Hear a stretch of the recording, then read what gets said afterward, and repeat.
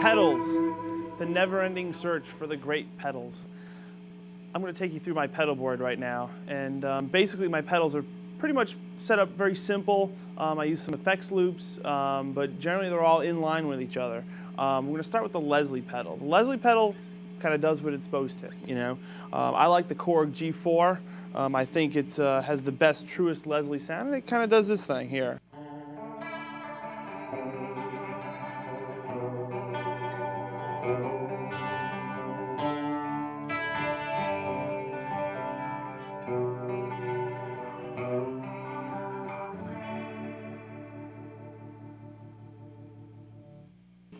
Leslie pedal, works great. They don't make them anymore, they should. Moving on to our delay, the Boss DD3. The DD3 is by far my favorite, and basically my concept is all the dials are set at 12 o'clock. And that's the sound of these boxes. The Leslie pedal and the delay run through the effects loop of the Marshall, because I prefer the really clean, signal path when it comes to delays and Leslie's. I think it sounds truer and it's more articulate. But the delay sounds kind of as follows. It's really nice, warm, almost analog kind of sounding.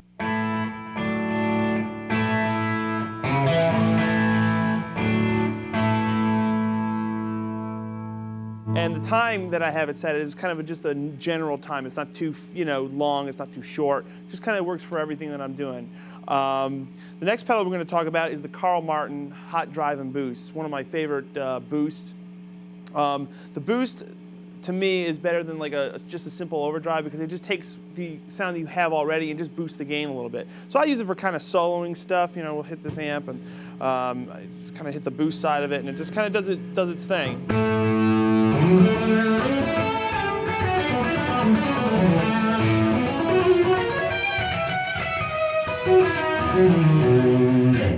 It has a really nice, open, transparent boost sound that I think works really well for a Stratocaster and even a Telecaster. And I only use it very sparingly too.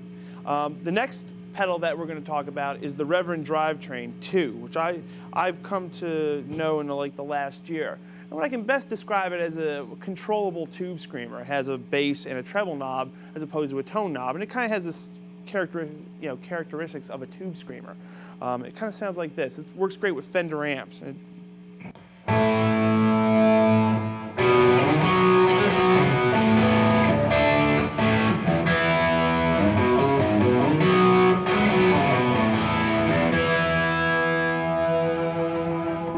For some of those power rhythm chords, and has a really kind of nice high-endy quality to it, almost like a Vox AC30. Really good pedal. The next pedal we're going to talk about is the Prescription Electronics Vibe Unit. It's basically what it is. It's a Univibe copy, and it works well. I combine it a lot with the Octavia, which I'll show you in a second, but this kind of does that Robin Trower, Hendrixy thing.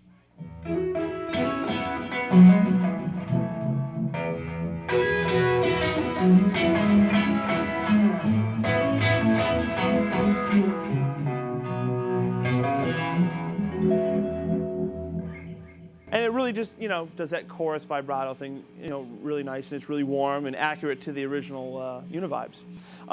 The next pedal I'm going to show you is the one I get a lot of use out of, is my tremolo. It's a flip tube tremolo, and it has a really cool sound to it. Right now it's set for slow speed, and it kind of gives a texture to any sound, even like a dirty sound like this.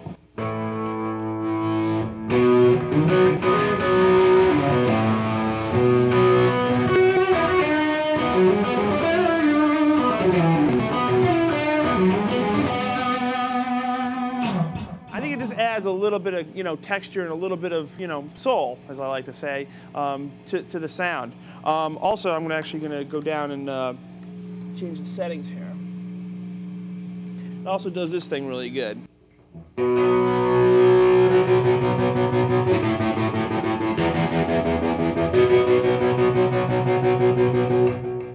Which can best be described as emulating the sound of the original Ampeg Reverbo rockets. The tremolo, you go all the way to the right and you click the button, and it really works cool.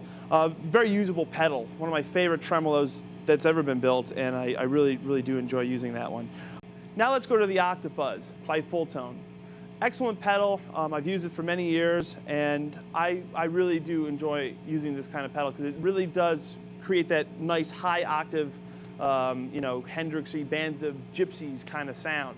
What I use is I just turn both the volume and the boost up to 10. I put the vibe unit on, and I just kind of go from there. And I find the best results with these two is if you use like the front pickup with the volume kind of halfway up and picking close to the neck. I think it really does a really nice high octave thing. So I'll show you.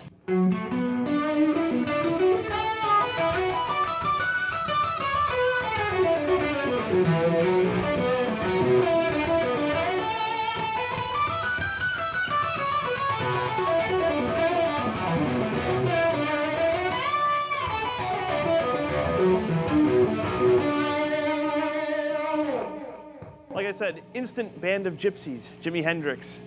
On to the next, the TC chorus pedal. I think everybody has a TC chorus pedal. I love them, and I'll tell you exactly why.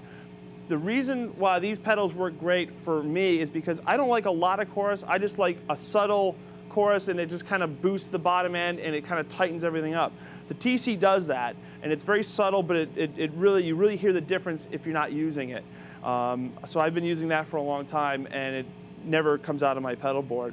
Now we have just a stock Vox V846 wah-wah pedal. I prefer the non-true bypass. I prefer the old style switches. I like the little bit of high-end, you know, loss that having the old style switch gives you. So I'll demonstrate this a little bit. There's a few wah techniques too we can talk about.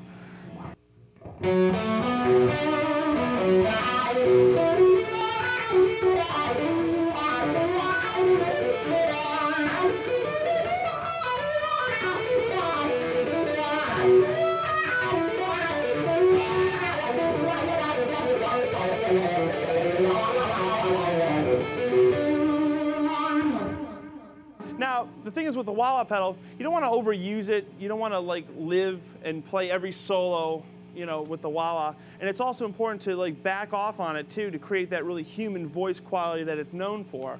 You don't want to like be all high end or all low end. You want to kind of be somewhere in the middle and just kind of work from there. Really cool pedal, sounds good, just a standard wah-wah pedal, you know, nothing special, but it does the job and everybody's got one. Now, we're going to skip over the amp switcher for now, but we're going to go to the line 6. The line 6 is basically, I use for that swell kind of string effect. It kind of goes like this.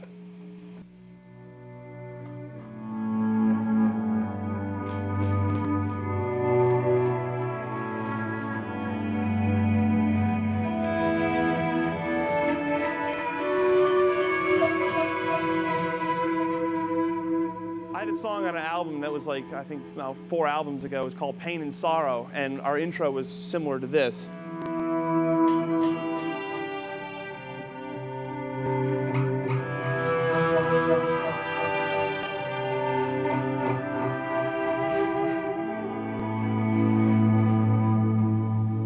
It just creates a very interesting, almost kind of a string-like effect.